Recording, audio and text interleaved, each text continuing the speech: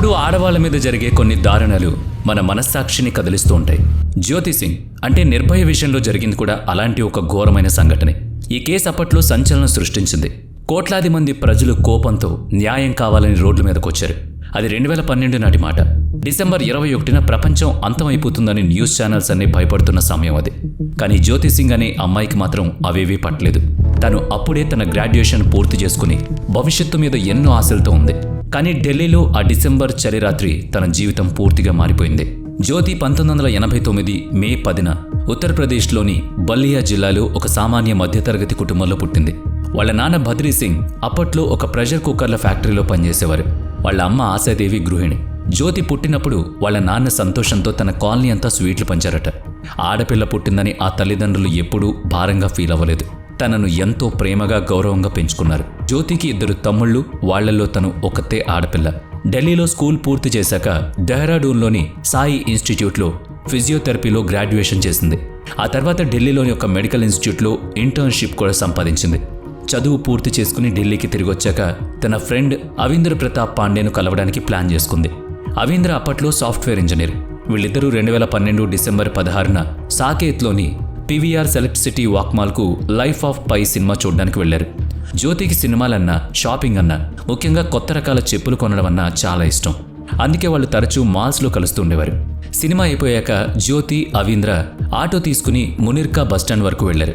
జ్యోతి ఉండేది ద్వారకలో. కానీ సాకేత్ నుంచి నేరుగా ద్వారక వెళ్లడానికి ఏ ఆటో వాళ్ళు ఒప్పుకోలేదు. ఢిల్లీ ఆటో వాళ్ళ గురించి తెలిసిందే కదా, వాళ్ళ ఇష్టం వచ్చినట్లు మాట్లాడతారు. అక్కడి నుంచి ఇంటికి వెళ్ళడానికి ఇంకా గంట సమయం పట్టేలా ఉంది. అందుకే జ్యోతి అడిగిన ఆటో వాళ్ళు ఎవరూ కూడా ఒప్పుకోలేదు. దాంతో వాళ్ళు ఒక నిర్ణయానికి వచ్చారు. ముందు మునిర్కా బస్టాండ్కి వెళ్ళి అక్కడి నుంచి ద్వారక వెళ్లే బస్ ఎక్కాలి అనుకున్నారు. అలా అయితే అరగంటలో చేరుకోవచ్చనేది ప్లాన్. అలా ఇద్దరూ బస్టాండ్కి చేరుకుని కాసేపు వేచి చూశాక చివరికి ఒక బస్ దొరికింది. అది మామూలు ఆర్టీసీ బస్ కాదు, డ్యూటీలో లేని ఒక ప్రైవేట్ బస్. అది తెలుపు రంగులో ఉండి పసుపు ఆకుపచ్చ చార్లతో ఉంది. దానిమీద యాదవ్ అని స్పష్టంగా రాసుంది. ఈ గుర్తుల వల్లే తర్వాత పోలీసులు ఆ బస్సును చాలా సులభంగా పట్టుకోగలిగారు. ఇప్పుడు వెనక్కి తిరిగి చూస్తే మనలాంటి వాళ్ళకి ఒక సందేహం రావచ్చు. అంతరాత్రి వేళ ఒక ప్రైవేట్ బస్సు ఎందుకు ఎక్కారు? అసలు పరిచయం లేని వాళ్లను ఎందుకు నమ్మారు? కానీ మనం గుర్తుంచుకోవాల్సిన విషయం ఏంటంటే అది ఓలా, ఊబర్ లాంటి క్యాబ్స్ ఉన్న కాలం కాదు. ఓలా 2010లో మొదలైనప్పటికీ ఢిల్లీలో దాని సేవలు 2012 తర్వాతే పూర్తిగా అందుబాటులోకి వచ్చాయి. అప్పట్లో యాప్స్ లేవు, క్యాబ్స్ కూడా అంత సులభంగా దొరికేవి కావు. సరే, ఇక అసలు విషయానికి వస్తే జ్యోతి, అవీంద్ర రాత్రి 9:30 గంటల ప్రాంతంలో ఆ బస్సు ఎక్కారు. కానీ ఆ నిర్ణయం తమ జీవితాలను సర్వనాశనం చేస్తుందని వాళ్ళకి తెలియదు. వాళ్ళు బస్ ఎక్కేసరికి లోపల డ్రైవర్తో కలిపి మొత్తం 6 ఉన్నారు. వాళ్ళ వివరాలు చూస్తే డ్రైవర్ రామ్ సింగ్ 33 ఏళ్లు, అతని తమ్ముడు ముఖేష్ సింగ్ 33 ఏళ్లు, assistant gym instructor Vinay Sharma 20 ఏళ్లు, పండ్ల వ్యాపారి పవన్ గుప్తా 19 ఏళ్లు, మహమ్మద్ అఫ్రోజ్ 17 ఏళ్లు, ఇంకా ఢిల్లీకి పని కోసం వచ్చిన అక్షయ్ ఠాకూర్ 28 ఏళ్లు. జ్యోతి, అవీంద్ర బస్ ఎక్కడానికి ముందే వీళ్ళంతా మద్యం తాగి పార్టీ చేసుకుంటున్నారు. బస్టాండ్లో ఒక అమ్మాయి, అబ్బాయిని చూసి అప్పుడే జ్యోతి గురించి ఒక తప్పుడు అభిప్రాయానికి వచ్చారు. అంత రాత్రివేళ ఒక మగాడితో తిరుగుతుందంటే ఆమె మంచిది కాదని డిసైడ్ అయిపోయారు. బస్ ఎక్కగానే వాళ్ళను మాటలతో వేధించడం మొదలుపెట్టారు. అంత రాత్రిపూట ఇద్దరు ఏం చేస్తున్నారు అని అడిగారు. దానికి అవీంద్ర అదంతా మీకు అనవసరం అని గట్టిగా చెప్పాడు. అయినా వాళ్ళు ఆపలేదు, వెటకారం చేస్తూనే ఉన్నారు. జ్యోతి, అవీంద్ర వాళ్ళను పట్టించుకోకుండా ఉండిపోయారు.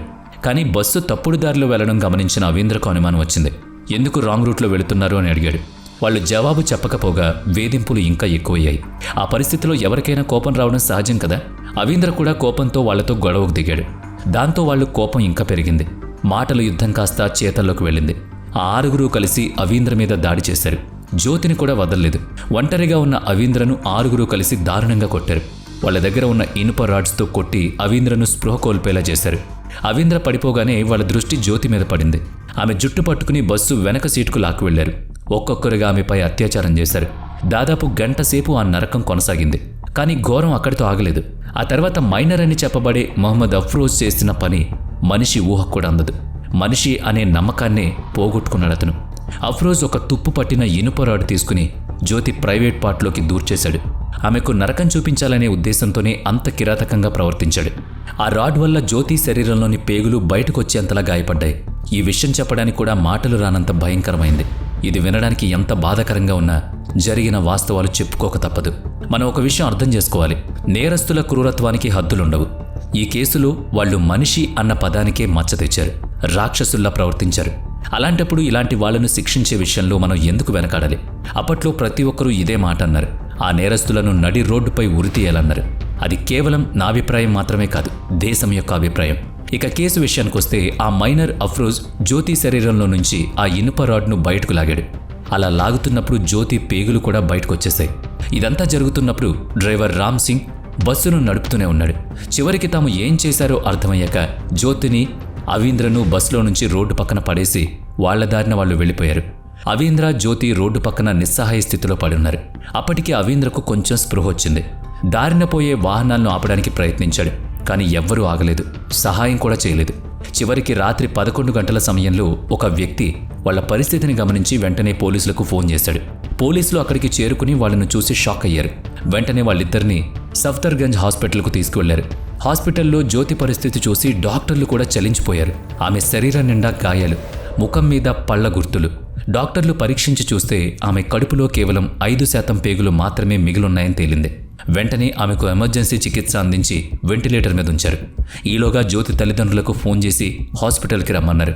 ఫోన్లో విషయం క్లుప్తంగా చెప్పారు, కానీ హాస్పిటల్కు వెళ్లే వరకు తమ కూతురికి ఇంత ఘోరం జరిగిందని వాళ్ళకు తెలియదు. శరీరం మీద గాయాలు చూసి ఏదో యాక్సిడెంట్ అయిందనుకున్నారు. జ్యోతి ఇంటి నుంచి బయటకు వెళ్లేటప్పుడు 2-3 గంటల్లో వచ్చేస్తాను అని అమ్మతో చెప్పింది. మామూలుగా ఫ్రెండ్స్ను కలవడానికి వెళుతూ ఉంటుంది కాబట్టి ఆ రోజు కూడా అలాగే అనుకున్నారు. కానీ ఆ రోజు తమ కూతురు ఇక ఇప్పటికీ ఇంటికి రాదని వాళ్ళు ఊహించలేదు. మరుసటి రోజు అంటే డిసెంబర్ 17న సర్జరీ అయిన తర్వాతే డాక్టర్లు అసలు విషయం చెప్పారు. 20 ఏళ్ల అనుభవం ఉన్న ఆ సీనియర్ డాక్టర్ తన జీవితంలో ఇలాంటి కేసే చూడలేదని కన్నీళ్లు పెట్టుకున్నారు. సాధారణంగా మనిషి శరీరంలో 20 నుంచి 25 అడుగుల పొడవున పేగులుంటాయి. కానీ జ్యోతికి ఇప్పుడు 1 అడుగు కూడా మిగలలేదు. ఆమె పొట్ట భాగం మొత్తం దెబ్బతింది. సర్జరీకి ముందు జ్యోతి కొంచెం స్పృహలోనే ఉంది. అందుకే పోలీసులతో మాట్లాడగలిగింది. బస్సు రంగు, అందులో ఉన్న వాళ్ల వివరాలు అన్నీ పోలీసులకు స్పష్టంగా చెప్పింది. అంత బాధలో కూడా తన తల్లితో మాట్లాడింది.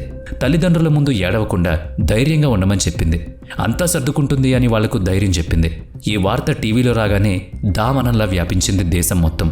ప్రజలందరూ రోడ్ల మీదకొచ్చారు. ప్రభుత్వం మీద, మన దేశంలో ఆడవాళ్లను చూసే విధానం మీద నిరసనలు మొదలయ్యాయి.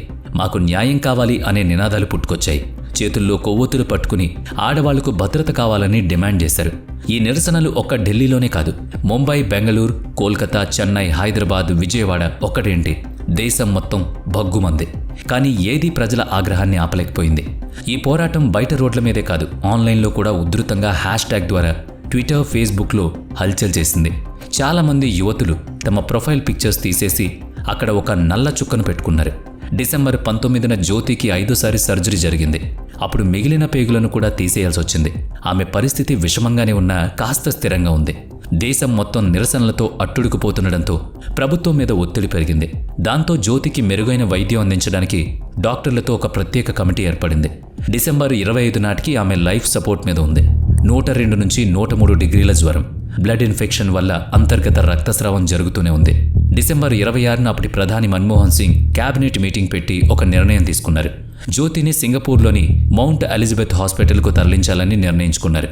పేరుగాంచిన ఆసుపత్రి అది. అదే రాత్రి ఆమెను అక్కడికి తీసుకువెళ్లారు. కానీ దీని మీద కూడా చాలా విమర్శలు వచ్చాయి. ఐసీయూలో చావు బతుకుల్లో ఉన్న పేషెంట్ను 6 గంటల పాటు విమానంలో సింగపూర్ తీసుకువెళ్లడం ఎంతవరకు కరెక్ట్ అని చాలామంది ప్రశ్నించారు. పైగా అవయవ మార్పిడి జరగాలంటే వారాలు, నెలలు పడుతుంది.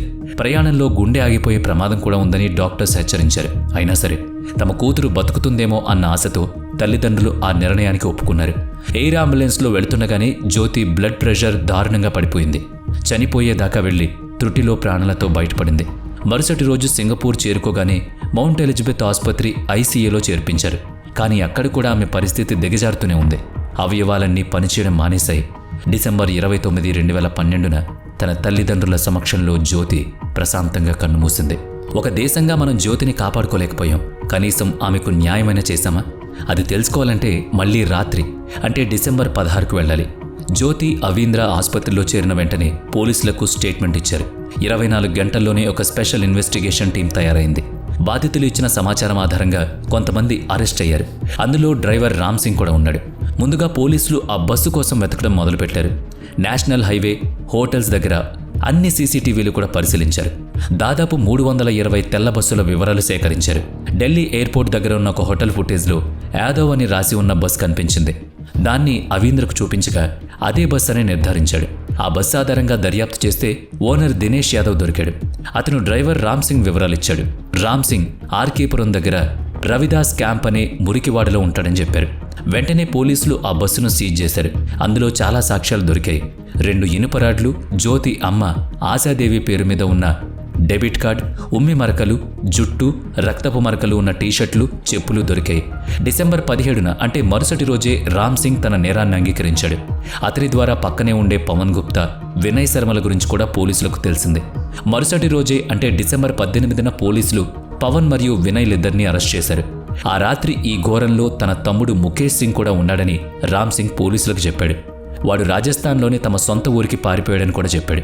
ముఖేష్ను పట్టుకోవడానికి డిసెంబర్ 17నే 7 పోలీసుల బృందం రాజస్థాన్లోని కౌరోలి గ్రామానికి చేరుకుంది. అక్కడ వాళ్ళ అమ్మానాన్న గుడిసెలోనే దాక్కున్న ముఖేష్ను పోలీసులు పట్టుకున్నారు. అలాగే 17 ఏళ్ల మైనర్ మహమ్మద్ అఫ్రోజ్ను కూడా పోలీసులు అదుపులోకి తీసుకున్నారు. ఒక బస్ కండక్టర్ ఇచ్చిన సమాచారంతో ఢిల్లీలోని ఆనంద్ విహార్ టెర్మినల్ దగ్గర అతన్ని అరెస్ట్ చేశారు. ఆ 6గురిలో ఇతనొక్కడే మిగతా 5గురిని అదే రోజున మొదటిసారి కలిశాడు. ఇక రామ్ సింగ్ చెప్పిన ఆఖరి నిందితుడు అక్షయ్ ఠాకూర్. అతనికి పెళ్ళై ఒక కొడుకు కూడా ఉన్నాడు. అతను కూడా రామ్ సింగ్తో పాటే అదే బస్సులో పనిచేసేవాడు. 4 రోజుల తర్వాత అంటే 21వ తేదీన పోలీసులు బీహార్లోని అతని సొంత ఊరి రైల్వే స్టేషన్లో అరెస్ట్ చేశారు. సాధారణంగా ఇలాంటి కేసుల్లో నేరస్తుల నేపథ్యం, వాళ్ల చిన్నతనం, గతం గురించి నేను చెప్తాను. కానీ ఈ కేసులో మాత్రం నాకు అలా చెప్పాలనిపించడం లేదు. ఎందుకంటే ఈ 6గురు చేసిన పని ఎంత దారుణమైందో తెలుసా? ఈ కేసులో మన దృష్టంతా జ్యోతి మీదే ఉండాలి. ఆ రాక్షసుల వల్ల ఆమె ఎంత నరకం అనుభవించిందో తెలుస్తోంది కదా. అయినా క్లుప్తంగా చెప్పాలంటే వీళ్ళెవరూ చదువుకున్న వాళ్ళు కాదు. అందరూ పేద కుటుంబాల నుంచి ఢిల్లీకి ఉపాధి కోసం వచ్చిన వాళ్లే. కానీ పేదరికం, నిరక్షరాస్యత వాళ్ళు చేసిన పనికి సాకు కాకూడదు. ఎందుకంటే వాళ్లలో ఏ ఒక్కడికి కనీస మానవత్వం లేదు. 6గురిలో ఒక్కడంటే ఒక్కడు కూడా ఆ ఘోరాన్ని ఆపడానికి ప్రయత్నించలేదు. మనం సోషల్ మీడియాలో ఎంత గొప్పగా మాట్లాడుకున్నా, ఎంత తెలివిగా ఆలోచించినా కొంతమందికి మాత్రం మానవత్వం, సానుభూతి అనేవి నేర్పించలేమని ఈ కేసు రుజువు చేసింది. మరి ఇక విచారణ విషయానికి వస్తే 2012 డిసెంబర్ 19న అవీంద్ర పాండే కోర్టులో తన స్టేట్మెంట్ ఇచ్చాడు. అప్పటికే దేశం మొత్తం ఆందోళనతో అట్టుడుకుతోంది. దాంతో వారం రోజుల్లోనే ఛార్జ్షీట్ దాఖలు చేస్తామని డిసెంబర్ 24న ఢిల్లీ పోలీసులు హామీ ఇచ్చారు. ప్రజల ఆగ్రహం కట్టలు తెంచుకుంది. ప్రతిరోజు నిరసనలు, నినాదాలతో దేశం దద్దరిల్లింది.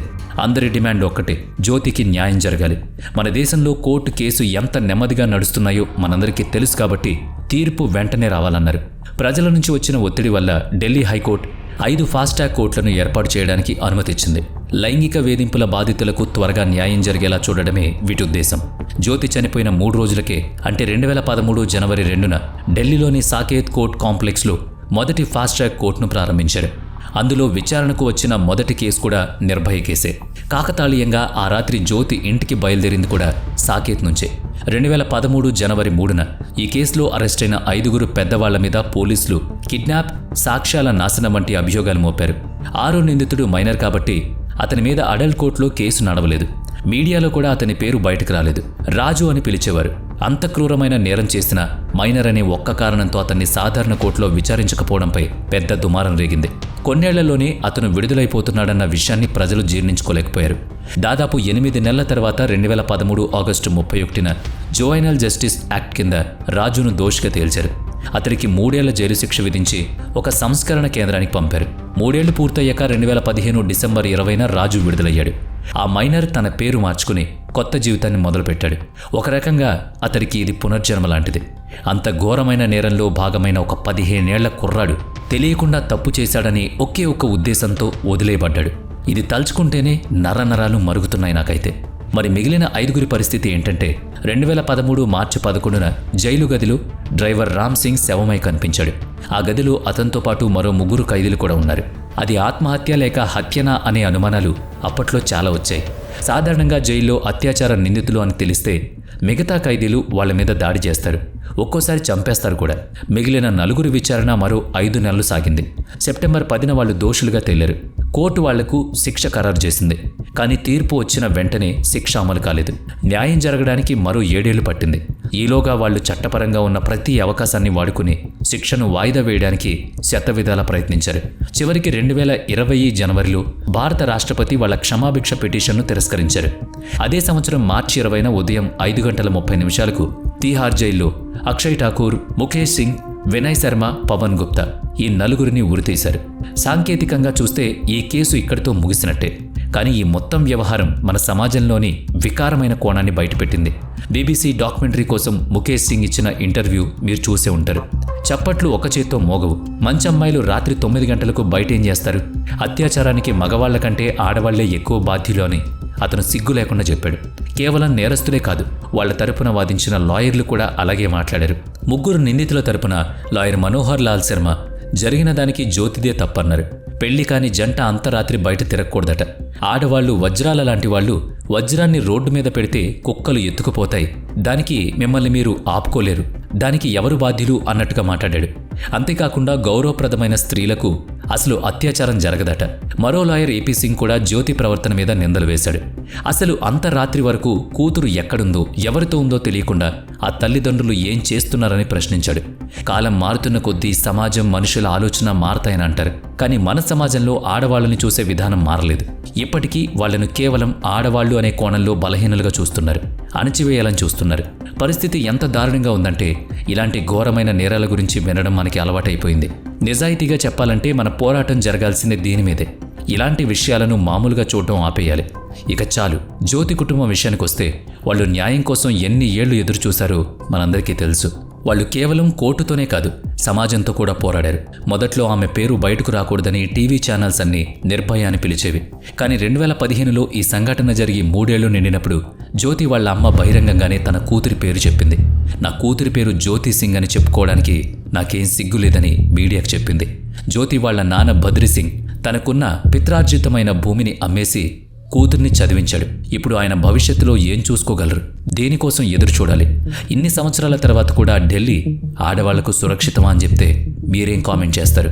ఈ వీడియో చూస్తున్న ఆడవాళ్లకు నేను చెప్పేది ఒక్కటే, ఈ కేసు చూసి మీలో భయం పెంచుకోకండి, జాగ్రత్తను పెంచుకోండి. మీ స్వేచ్ఛను ఎవరూ ప్రశ్నించరు. ఎందుకంటే మిమ్మల్ని సురక్షితంగా ఉంచడం అనేది కేవలం మీ బాధ్యత మాత్రమే కాదు, అది బయట ఉన్న మగాడి బాధ్యత కూడా.